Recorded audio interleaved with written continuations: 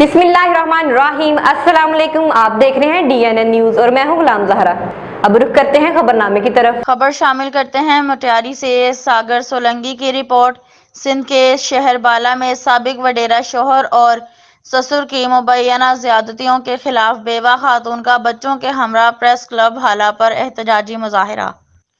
हालांकि नवाही शहदाद मंगरियो गांव की रहायशी मसमात आबदा मंगरियो ने प्रेस कॉन्फ्रेंस करते हुए इल्ज़ाम आयद किया कि 2 साल कबल मेरे शोहर वडेरा नसीर मंगरियो ने मुझे तलाक देकर घर से बेदखल कर दिया, जिसके बावजूद मुझे साबिक शोहर और ससुर मुझे हर जगह में मुझे मुख्तलिफ अफराद से हमला करवा कर जाने माली नुकसान की धमकियां दिलवाकर मुझे तंग करते रहते हैं। ये मेरे बच्चों के और मेरे जान के दुश्मन बन गए हैं।